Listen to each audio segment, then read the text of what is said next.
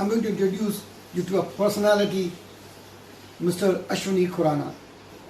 A gentleman at the age of 29 was the highest taxpayer of India, was known as Lottery King of India. ਕਹਿੰਦੇ ਨੇ ਕਦੇ ਕਦੇ ਬੰਦਾ ਤੁਹਾਡੀ ਜ਼ਿੰਦਗੀ ਨੂੰ ਚੇਂਜ ਕਰ ਦਿੰਦਾ, ਬਦਲ ਦਿੰਦਾ ਹੈਗਾ। I Mr. Khurana ਹੋਇਆ।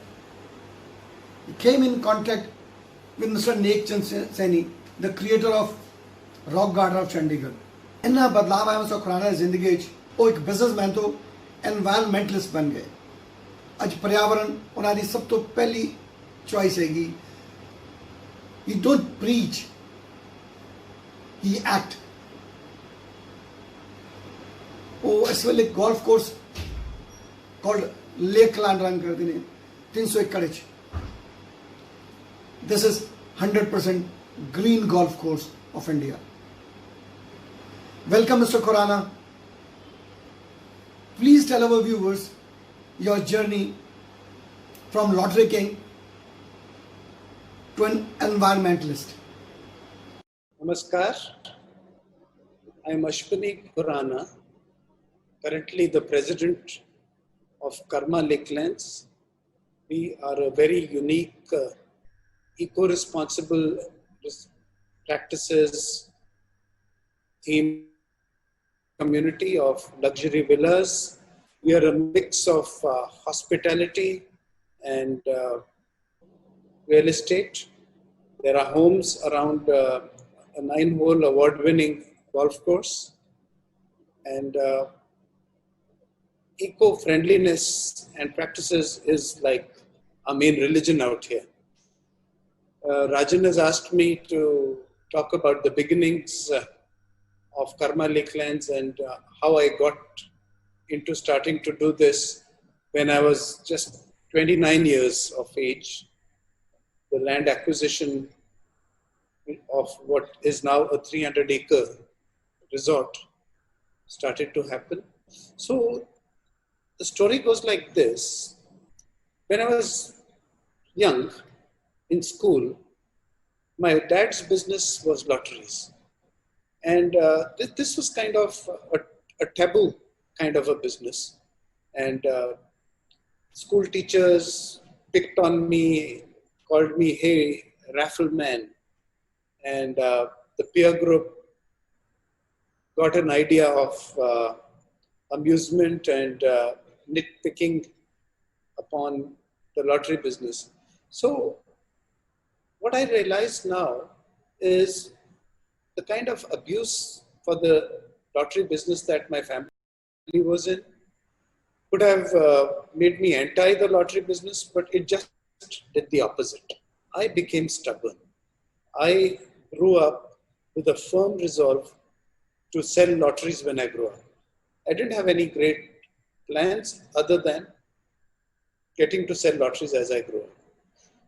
Finally, the 21-year-old young man, when he gets his first opportunity to decide, make his life choices, lottery was for sure very clear in my mind. And I was surprised when I looked back 8 years later. I was the country's highest income taxpayer. I was by now selling 50 million lottery tickets a day. And but the interesting thing is, it's round about the time where this unexpected, mind-blowing influx of money that came to me that could have hit my head, ego issues were a great possibility. At that very time, I came across this gentleman, Nek Chand Saini, the creator of the Rock Garden in Chandigarh. Now, Nek Chand gradually started to impress me with his recycling of things of waste, turning them into things of beauty, aesthetics. So one thing I learned was you can create aesthetics with something of zero value. The next thing that I picked up was respect for the earth's resources, the greenery around us.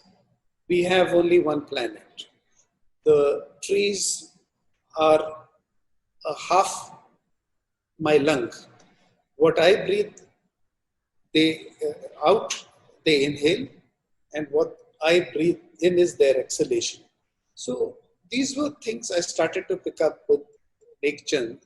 And he was a man, a very modest man, but eventually that influence of the various eco stuff that he used to talk about turned me into an environmentalist with an initial aim of growing 100,000 trees. And this happened in 87. In 1987, Lake Chand's influence caused me to decide 100,000 tree plantation target in the next 10 years.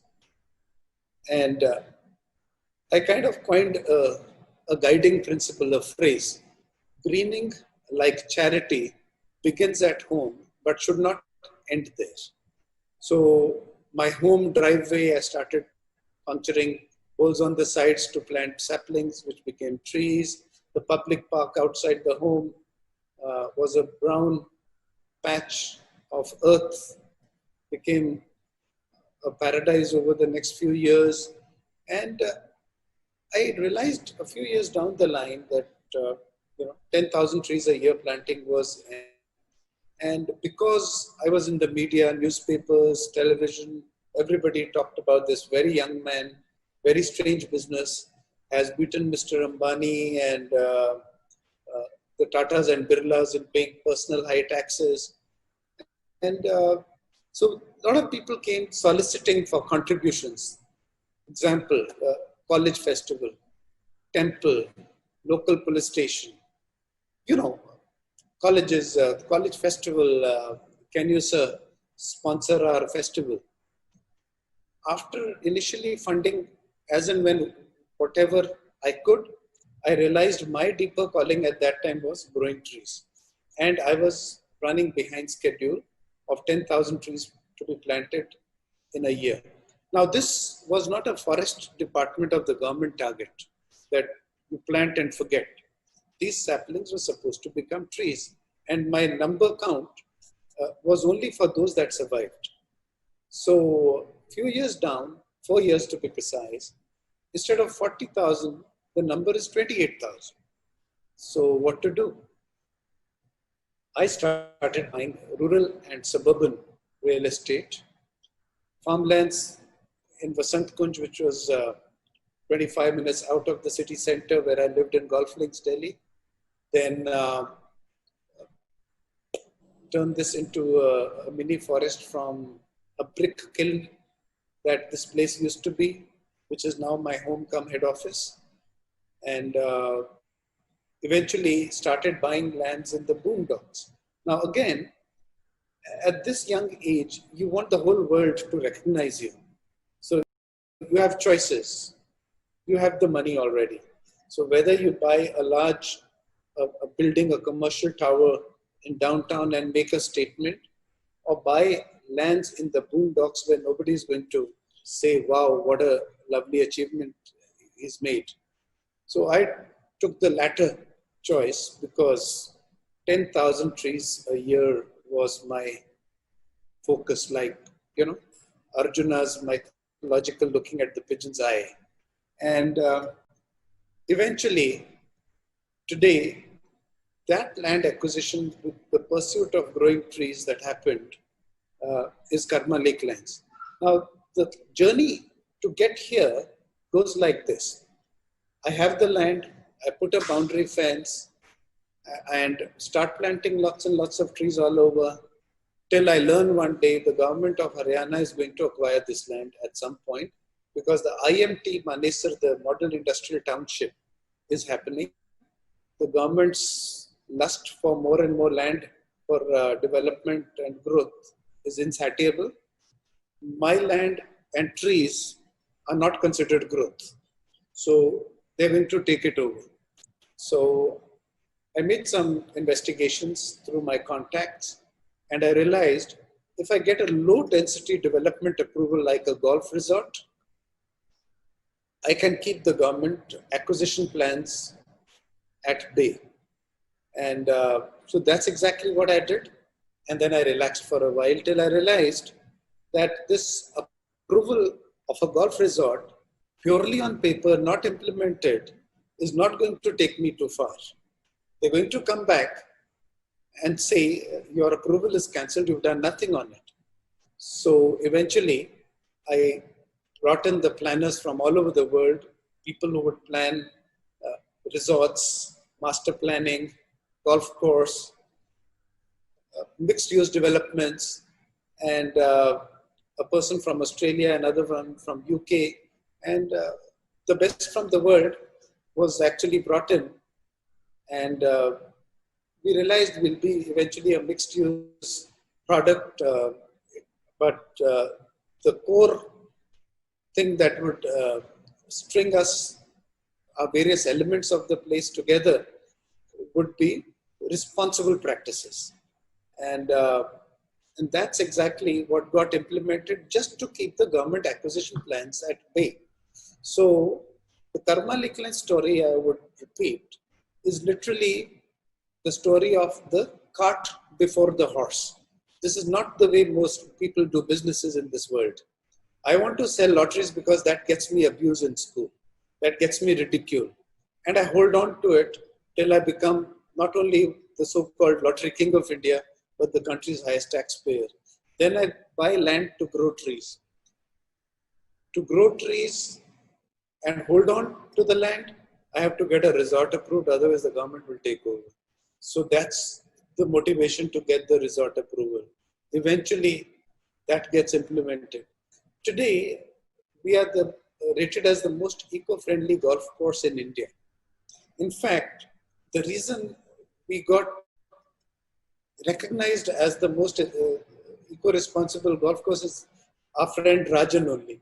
In one golf industry forum, Rajan is given the mic, so he's on the stage, I'm in the front row, and he looks at me and suddenly he says, in front of us is Ashwini Khurana of Karma Lakelands, the most eco-friendly golf course. Well, we were eco-friendly, but we never claimed that we were the most eco-friendly golf course. Now, Golf Digest, other industry people took serious note of what Rajan had said, and in one of their annual golf industry events, the committee decided to do a bit of a rating on which golf course is doing the best of practices, and we really got awarded. So thanks to Rajan. I acknowledge that this award to Karma Lakelands came purely because of your pointing it out to them and no other reason. So after having said that Karma Lakelands is a unique cart before the horse success story. Now, success. Success for sure in my life has not been because of the pursuit of return on investment. If you look at Karma Lakelands, look at our villas on offer. The value that we derive from these villas does not even justify the current value of land acquisition that if it was being done today. But then the joy, the satisfaction, and most importantly, the sustainability that we've achieved. I always tell my team, as long as you people make sure that I can pay my bills, do not forget our core value, our religion, green practices. Examples. You come to Karma Lakelands gate as a visitor.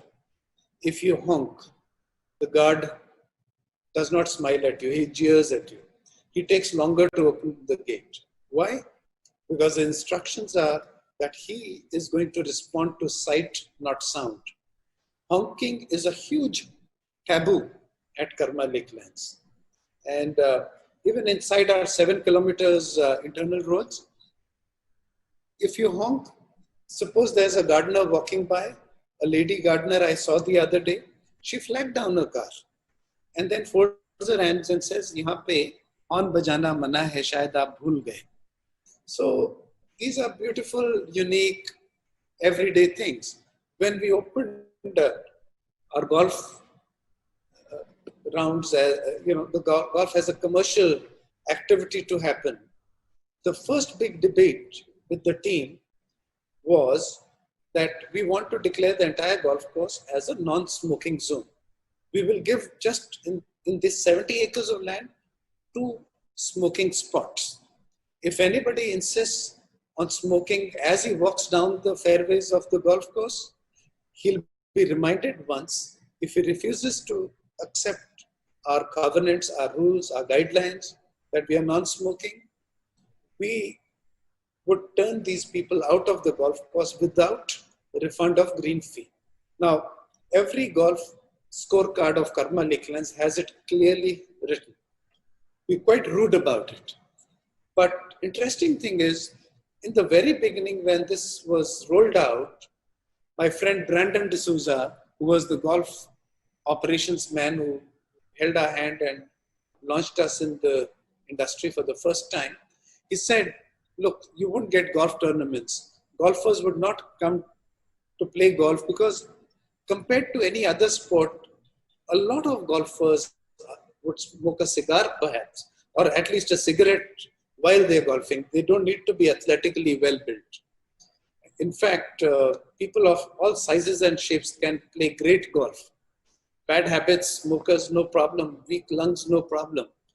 They can play great golf. And you're not supposed to be the moral police. And this is outdoors where you're not going to allow them to not smoke.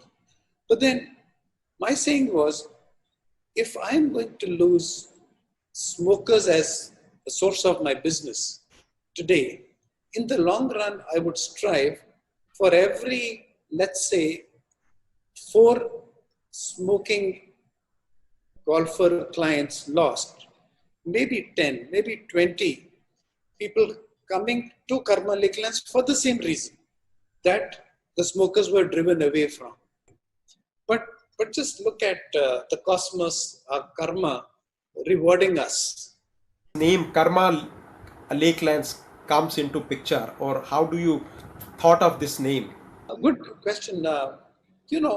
Karma was, it's a name from the Northeast, Sikkim, where I did the lottery business. My major lottery business was in Sikkim. And karma is a very common name out there for people, but there's a concept of karma which you and I know well about. And so I picked it up from there. Because I tell you one thing, when I did the lottery business, there were 2 kinds of lotteries, hardcore gambling lotteries and recreational tombola mindset of the player kind of lotteries. Nobody knew the lottery business better than me when the hardcore gambling kinds entered the arena. I could have multiplied the money I was making 3 times over. But I sat back and said, no. The hardcore gambling lotteries are ruinous. They're addictive. The players will not come just for good fun like you do in a game of tombola. And so karma kept driving me a lot. I'll share with you this one unique thing that we did in the lottery business. We called it social advertising. There was a time, 1990 to be precise, I was selling 2 crore lottery tickets a week. And at that time, I interacted with an international lottery company, looking at what we were doing, what they were doing, how could we have exchange of ideas, work together perhaps.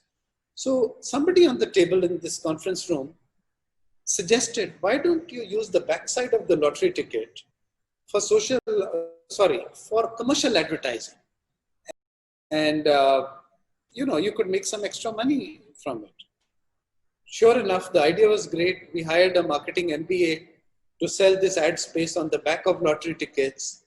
And Linta's Advertising, the country's top ad agency at that time, Alec Padamsi, the big chief, personally invited me for a conference with him in Mumbai. And they said, Linta's Advertising wants to be the sole concessionaires for this ad product of yours. We were delighted to sign.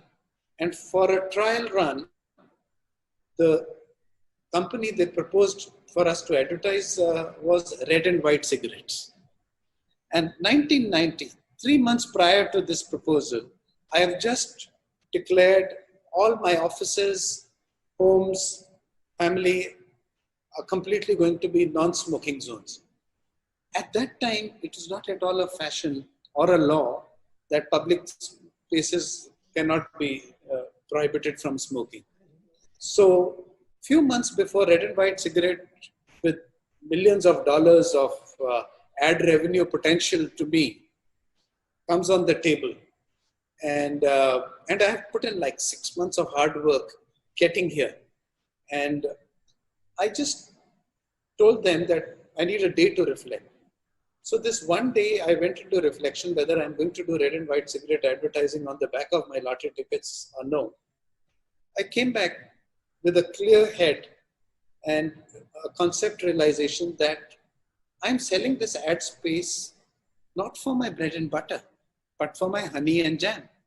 I'm selling 2 crore lottery tickets a week. I'm doing far more than bread and butter. And for just extra money, am I going to violate my own irritation, to put it mildly, against cigarettes and smoking? So not only did I turn back Winters, I refused to do business with them because I now realized, because cigarettes, for example, were not allowed to advertise the conventional way, my product was unconventional with a deep penetration, and they thought we were made for each other. But that was their thought, not mine. And I turned it away. Now, when I turned it away, I declared to my team that we are going to use the back of our lottery tickets for social advertising instead. So we started doing social advertising like anti-smoking, grow more trees, because of social advertising, which only government media does. Mine was the only lottery in the country which was considered more government than the actual government lotteries. In terms of enterprise, we were great.